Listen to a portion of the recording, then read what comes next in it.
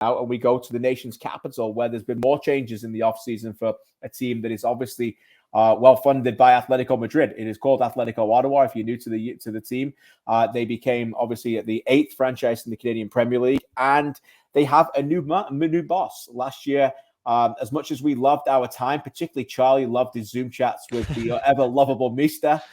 Who was a wonderful man who learned English and was very charming and had a great smile on his face. Charlie was time to find somebody else, particularly after the difficulties last year of giving away far too many easy goals.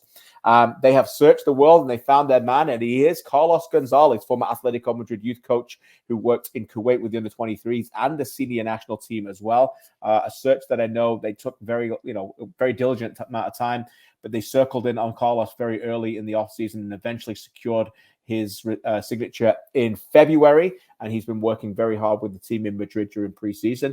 And by now, you look at their roster and you think, again, there's a lot of turnover, similar to the way last year you think about a lot of players that have gone. Viti Martinez, Tevin Shaw, we mentioned Kuplan, the Spanish players who were on loan last year, the likes of Nunez and Soto and Uche. Ferdinand's loans ended, Dylan Powley, Higgins, we go on and on. There's at least 14 players there that have turned over. But Charlie, on the other side, I'm throwing to you, some players that have come in, and I think, I don't know what you think, I think they're considerably stronger, and they're a lot deeper this year. I agree. I think Ottawa is probably my pick as the most improved team in the league this year, because there are kind of two categories of players that they've recruited this year. There's this very strong group of players from other CPL teams that have come in: Nathan Ingham, Ollie Bassett, Kevin Alleman, Maxime Tissot. So they brought in these players that understand the league and understand the level and have done well at this level in the past year or two. And I think that's really important to have, that kind of connection, that understanding. And then there's also some fascinating international players that have come into this side that I can't wait to see. I think there's two in particular that we're probably going to have to talk about. The first being Vladimir Moragrega, who comes in on loan from Atletico San Luis, so another part of that Atletico Madrid family. He was one of the top scorers in the second flight in Mexico last year for Atlante. He's a young player, but he seems like he's got tons of attacking talent. I know that the Mexican club is very high on him. He's played against some of the best Mexican teams in Liga MX in the cup there. So that's certainly a player to watch. And then the other one, obviously, is Abdou Sissoko, who is, I don't know how a player of that kind of experience and quality comes here, but some resume, it's incredible. He got an unbelievable resume. He's played in La Liga, he's played in Ligue 1, he's played in Serie A, he's played in the Turkish league. This is a guy with unbelievable amount of experience. I think he's 32 at the moment. So he's going to come in, bring this veteran presence, stand in midfield, and just have that kind of quality. Maybe a little bit a similar kind of veteran experience to, we remember Francisco Acuna, that Ottawa had at the Island Games. I personally was disappointed that he ended up leaving the club because he was a fabulous player. Sissoko's a different kind of player, but he's got probably even more experience around the world in some of the highest levels of the game. So I think that he's going to be a player that's very entertaining to watch and just so important to the kind of tactical identity of this club, because he's worked with Carlos Gonzalez before, we should add, in Kuwait. He has. Yeah, that's the connection, no doubt about it. Yeah. It's amazing that Atletico pull, though. Let's be honest. You come play for the Atletico family, and there's lots of connections that you can get there. No doubt about it. Before we move forward, let's look back, and I want to do that briefly with Carlos Gonzalez, because Carlos Gonzalez did come new, and he's actually only been in Ottawa about 7 to 10 days, by the way, as I alluded to. They have had a very, very intense preseason. They've been in Madrid for close to a month, double sessions, competitive games. We did remember this last year with Atletico Madrid, who had a very intense preseason, and we all thought they'd come out at the kickoff in Winnipeg a little bit stronger. It didn't work out. But Carlos Gonzalez, I spoke to him this week for 20 and 10. You can check that out on our website as well. But one key thing I want to show you today is, what did he think when he scouted now his own team, when he watched them back in 2021? Well, it's true that I've seen quite a lot of matches, but the reality is that I think that I don't like to evaluate the work of last year, but what I've seen is that maybe the team should have been a little bit more competitive in some moments, because in some moments they were winning matches that at the end they draw, they lose, so they lose quite easy points because of small details. So I think we're working on these details, on being solid, on being a compact team, and a very competitive team. So this is the idea that we have been, one of the ideas that we have been focused on the preseason. Small details, including not giving away penalties. That might help, because last season they actually conceded a league high, get ready for it, 12 in 28 games. That's right, 12 penalties. Many of us at OneSoccer, many of us at the Canadian Premier League, when we've been working on these games, often found ourselves putting our hands up last season going, again? Adam Jenkins had some historic calls about how many penalties they gave away, I'm sure. 11 of them also were converted.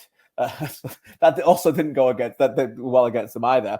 They did, though, end the season quite well, and they went to a back three during that time as well. We're going to get to Balou Tabla, by the way. We have not forgotten about him, Brandon. Don't worry about that.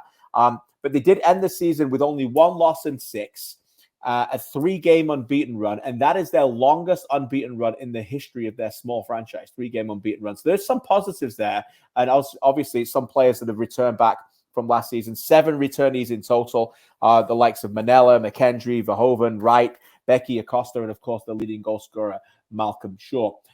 However, we have to also talk about the man himself, Balou Tabla, who I know we've also got an interview coming up with as well at CanPL Newsroom. And Balou Tabla is the kind of player, and much as you talked about Murray Greger as well, is the kind of player that can light up this league, Charlie. If those people aren't aware of his resume, Barcelona B, obviously scored big goals last season in the Canadian Championship at the Wanderers grounds, CF Montreal player, Canadian Championship winner. And I think he's got a good head on his shoulders. When we've heard interviews with him, he seems like a player that is understanding now that this is his big moment, and that it's not all over yet, that he can come back to the Canadian Premier League and build that journey back up to MLS, which is obviously something that he can still think he can do at this level. I would, if he's got chances, I would definitely back him to do that, Charlie. Yourself? Yeah, I think so. Balou's going to be an interesting player this year, because I think he has come back to the CPL and he's gotten a little more grounded.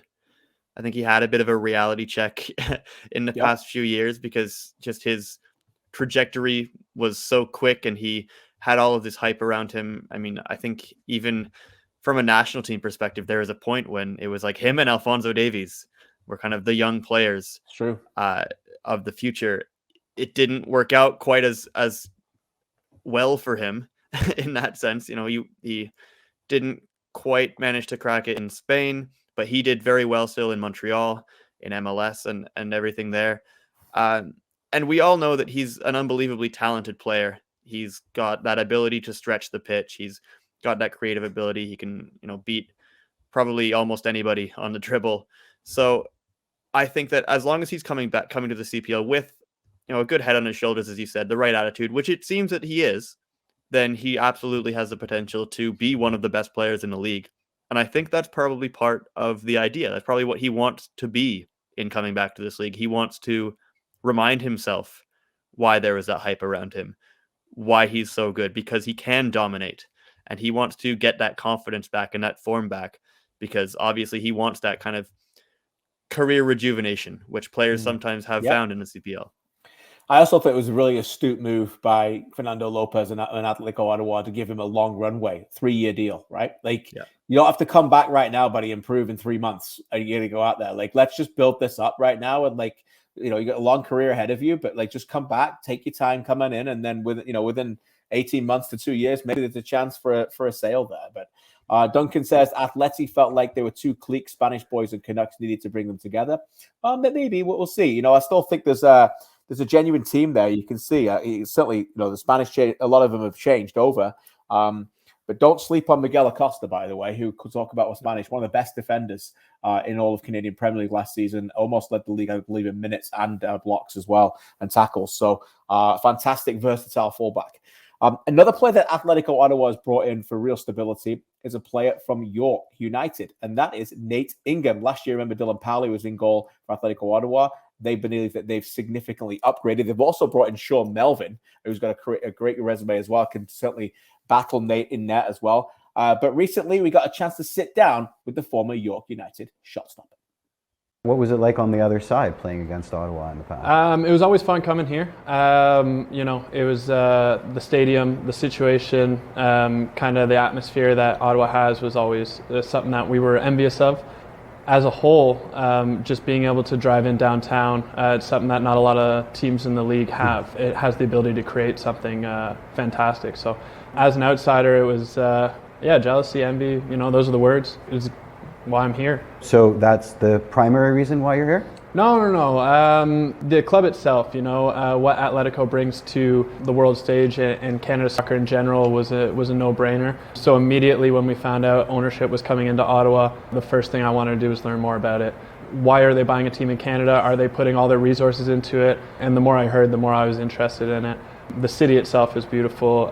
Again, the supporter section. There's nothing I didn't like.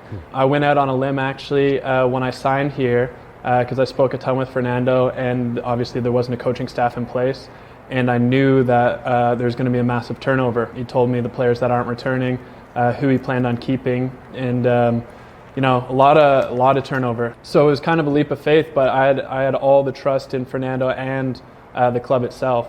After the first month, I couldn't be more happy. So what was preseason like?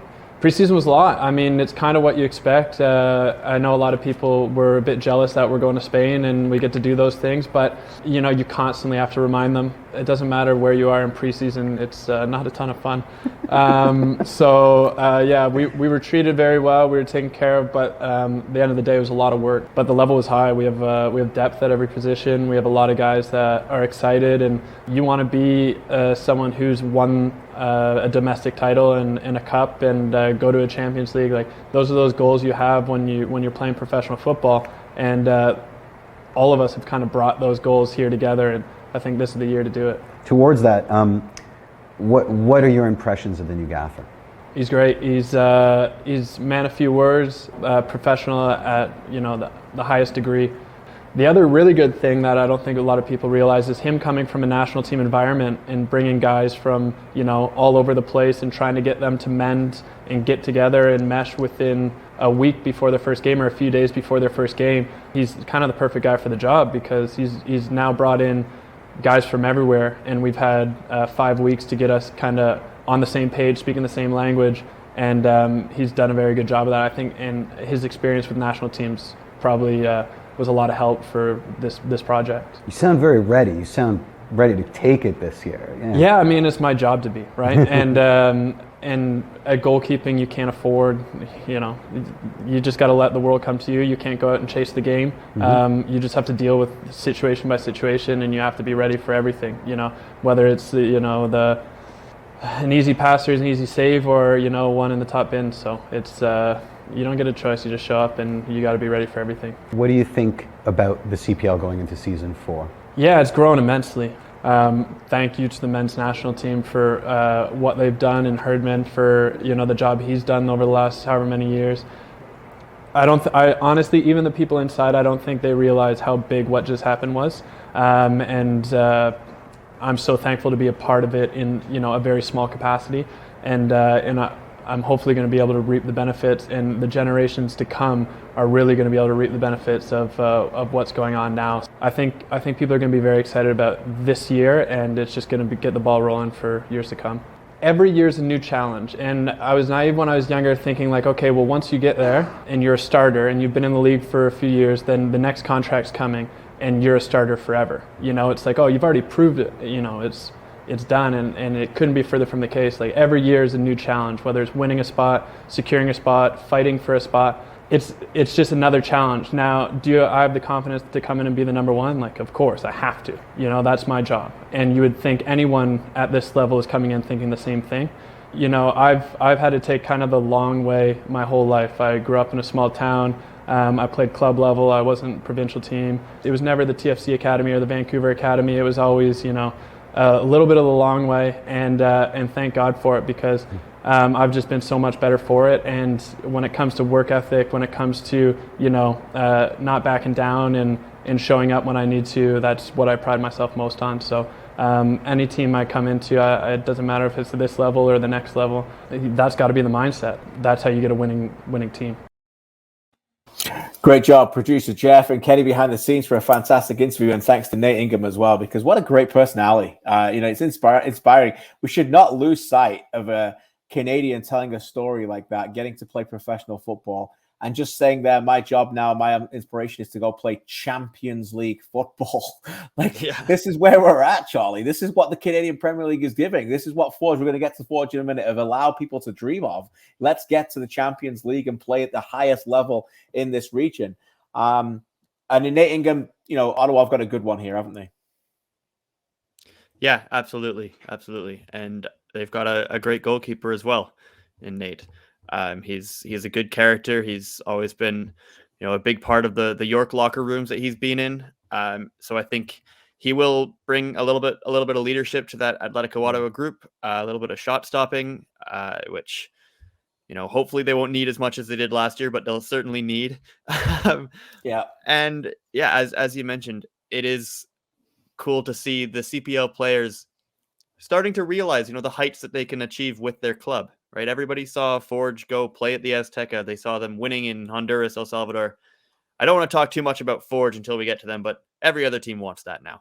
No, so that's definitely something that's nice to see. Absolutely. And while I finish on Ottawa, a reminder: they kick off on Saturday in the nation's capital against Cavalry, and it is a pay what you want day. Pay whatever you want. Go watch the team. All proceeds to go to Ukraine and the mission services that are going on down there as well. Wonderful cause as usual. This organization at the forefront of that. So if you're in Ottawa or around that region, pay what you want. Go watch two great teams kicking off a fantastic season.